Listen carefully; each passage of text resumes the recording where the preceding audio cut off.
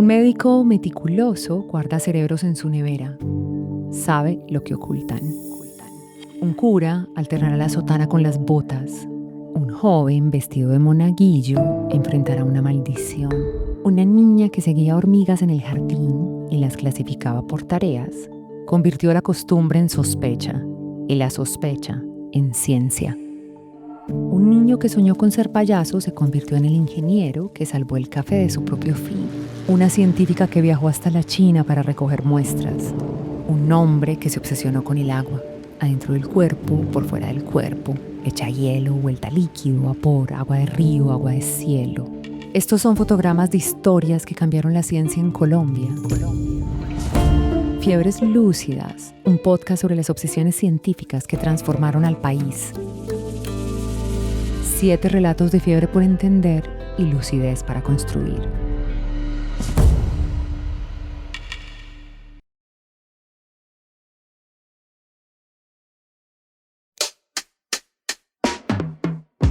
Tenga listo el tinto que ya vienen los huevos revueltos con los ingredientes del grupo de amigos de Donald Trump al que entrara a Colombia con Abelardo de las Priella. Desde la redacción de La Silla Vacía soy Tatiana Duque. Es miércoles 1 de julio.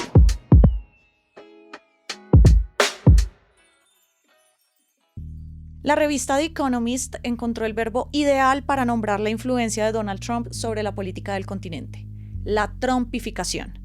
Y eso se ve al premiar la lealtad de los aliados como Argentina, El Salvador, Ecuador o incluso Venezuela, y al mismo tiempo castigar a quienes no están alineados, o si no, miren al presidente Gustavo Petro.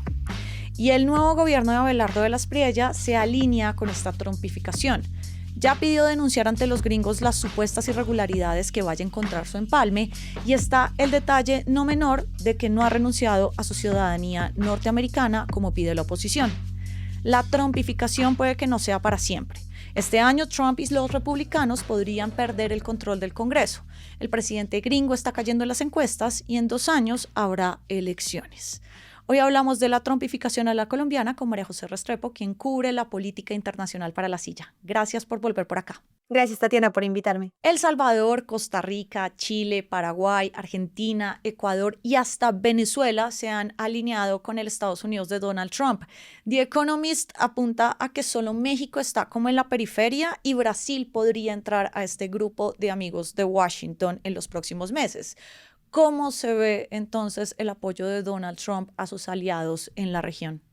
Pues te puedo poner varios ejemplos, pero empecemos con un mapeo.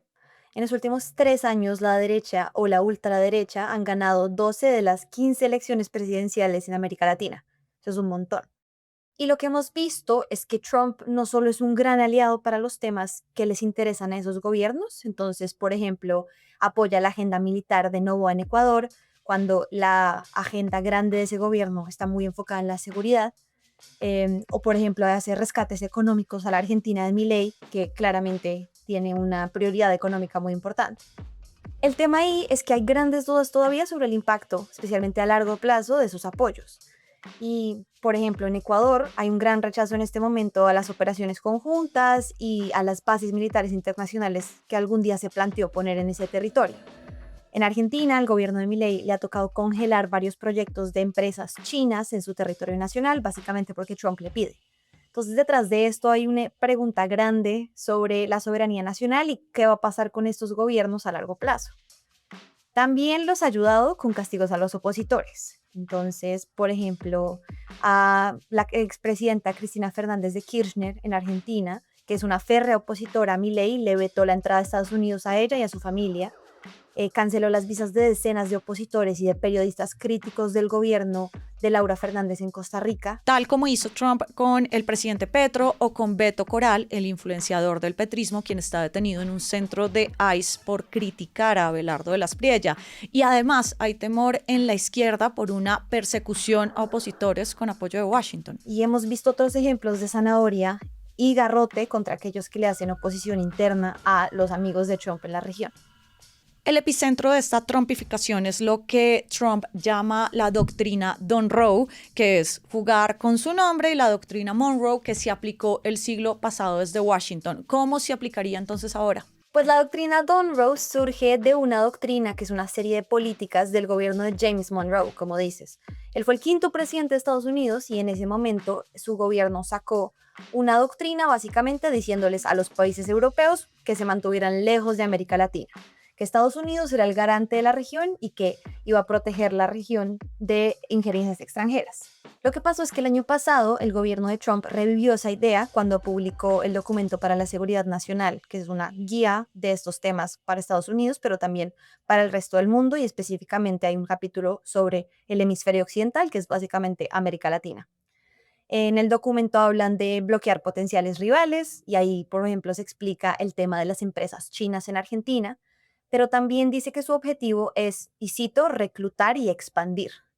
Y eso, en términos prácticos, traduce a fichar gobiernos locales aliados en la región que compartan sus políticas, por ejemplo, para controlar la migración, para darle mano dura a las organizaciones criminales y abrir sus economías hacia Estados Unidos. Bueno, y cómo Abelardo de las Priella ha estado moldeándose alrededor de esta doctrina y también de la trumpificación. Él, por ejemplo, viene diciendo que los supuestos delitos que encuentre su empalme, pues se los va a notificar a Estados Unidos. La doctrina Monroe en Colombia tiene una ventaja en Abelardo y es que buena parte de las cosas que propone quedaron planteadas en las 3 páginas de gobierno del candidato.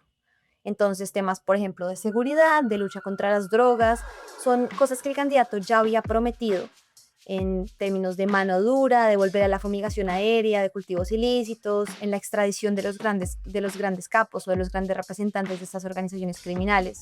Como ha advertido, por ejemplo, que puede ocurrir con el Clan del Golfo. Abelardo sí ha hablado de un plan Colombia 2, pero hay varias dudas sobre la financiación, porque acuérdate que la primera versión del plan Colombia tenía un componente importante de financiación militar y otros proyectos en Colombia. Ahora, eso a Trump no le gusta. Lo hemos visto quejarse en otras organizaciones de que sus aliados no ponen la misma plata que Estados Unidos. Entonces, por ahora no sabemos cómo vaya a aterrizar esa idea. Solo sabemos que hay varias coincidencias. Otro de los puntos de la trumpificación es el famoso Escudo de las Américas, que es el grupo de amigos de Trump en la región. ¿Para qué nos podría servir entrar a ese grupo? Pues el escudo es el brazo operativo de esta doctrina Monroe. Es un compromiso de varios presidentes con la lucha contra las organizaciones criminales, la lucha contra las drogas y este enfoque súper claro de seguridad. Abelardo tiene varias coincidencias con eso y le serviría como una justificación internacional para su agenda dentro del país, pero la iniciativa todavía es muy joven y no hemos visto exactamente cuáles son sus resultados. Por ahora hay grandes preguntas sobre lo que hablábamos ahora de la soberanía de los países, de la legitimidad de las estrategias de Estados Unidos, por ejemplo, el bombardeo de lanchas en el Caribe y en el Pacífico que terminan siendo ejecuciones sin juicio, y los beneficios específicos para los países que hacen parte de la organización todavía no son muy claros. Mira, María José, que una de las cosas que ha tenido Colombia con Estados Unidos durante toda su relación diplomática y que también dicen muchos diplomáticos y expresidentes es que Colombia tiene una relación bipartidista, no solamente con el gobierno de turno en Washington. ¿Tú lees que está en juego esa relación por estar tan plegados a Donald Trump? El problema es que si la relación de Colombia se convierte en un tema partidista, será muy difícil mantenerlo a largo plazo porque Estados Unidos, como pasa en todo el mundo, funciona de manera pendular, moviéndose entre varias corrientes partidistas e ideológicas. Entonces, eso podría afectar, por ejemplo, la manera como Estados Unidos nos manda plata a Colombia. Y es que acuérdate que a Trump en realidad solo le quedan 2 años en la presidencia. Entonces, Abelardo va a terminar su mandato presidencial con un nuevo inquilino de la Casa Blanca que no sabemos si va a ser del mismo partido, de la misma corriente ideológica de Trump o alguien completamente opositor que no tenga nada que ver con el hoy presidente. Además, súmale que este año, en noviembre, van a ser las elecciones de medio término. Eso significa que se va a renovar toda la Cámara de Representantes en Estados Unidos y 33 de las 100 curules del Senado. Por temas como el aumento del costo de vida o el rechazo a la guerra entre Estados Unidos e Irán, Trump y el Partido Republicano están cargando ese lastre a las elecciones y puede que reciban un voto castigo. Acuérdate que Trump anda con una impopularidad cercana al 58%. Para nosotros, esas elecciones son clave porque el Congreso es la institución que define y que tiene que aprobar el monto que Estados Unidos nos manda. Son congresistas específicamente que hacen parte de la Comisión de Apropiaciones Y lo que hemos visto es que si tenemos relaciones con un partido y no con otro, podemos terminar castigados. Esto le pasó, por ejemplo, al presidente Petro, cuando la Comisión de Apropiaciones en la Cámara, que tenía una mayoría republicana y se oponía a sus políticas, terminaron reduciendo el monto que le mandan a Colombia.